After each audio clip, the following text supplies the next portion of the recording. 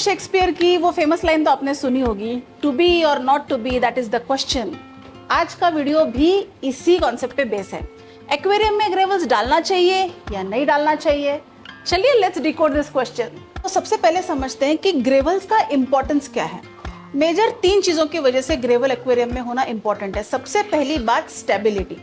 अब आप जब अपने एक्वेरियम में कोई डेकोर रॉक्स ऐड करते हैं या ड्रिफ्टवुड ऐड करते हैं या कोई प्लास्टिक प्लांट्स ऐड करते हैं तो उनको स्टेबल रखने के लिए आपको नीचे कोई ग्रेवल की जरूरत होती है।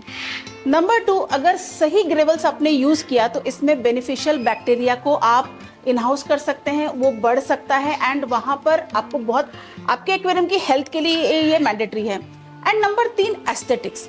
अगर आप एक बेयर बॉटम एक्वेरियम रखते हैं या आपने देखा है तो बेयर बॉटम एक्वेरियम में हमेशा नीचे वाली जो ग्लास है वो रिफ्लेक्ट करेगी एंड थोड़ा सा इरिटेट होगा। So aesthetics is my third point.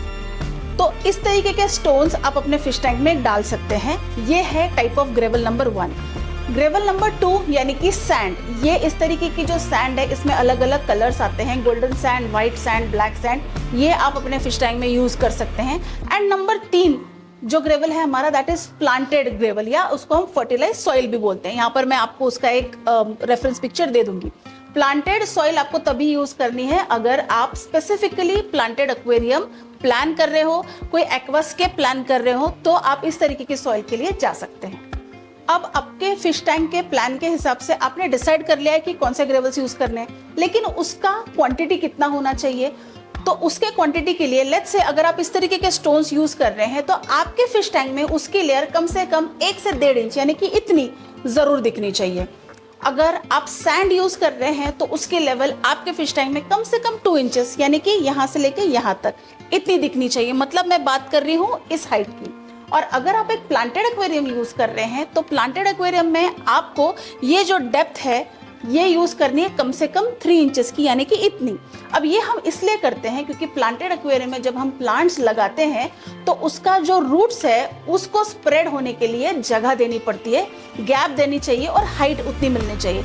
इसीलिए प्लांटेड एक्वेरियम के लिए जब भी हम फर्टिलाइज सॉइल यूज करेंगे तो उसकी लेवल 3 इंचेस तक जरूर रखेंगे। अब ग्रेवल्स के टाइप्स हमने समझ लिए और ग्रेवल्स की डेप्थ हमने समझ ली, लेकिन जब ये ग्रेवल्स हम लेकर आएंगे तो इसको हम प्रिपेयर कैसे करेंगे एक्वेरियम में डालने के लिए।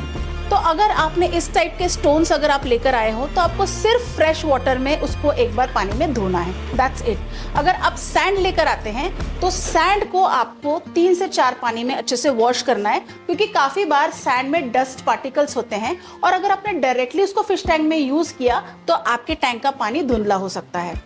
तीसरा पॉइंट है फर्टिलाइजर सॉइल। तो फर्टिलाइजर सॉइल को बिल्कुल वॉश नहीं करना है। वॉश करने से ये क्रश हो सकती है और इसके जो न्यूट्रिएंट्स है ये हम खो देंगे, तो बिल्कुल भी इसको आपको वॉश नहीं करना है। ये पॉइंट इस वीडियो का सबसे इंपॉर्टेंट पॉइंट है, क्योंकि अब मैं आपको बताने वाली हूँ कुछ ऐसी चीजें जो आपको बिल्कुल नहीं करनी है। सबसे पहले इस तरीके के कलर्ड स्टोन्स या सैंड जो आर्टिफिशियली कलर की जाती है उसको अपने एक्वेरियम में बिल्कुल भी यूज नहीं करना है।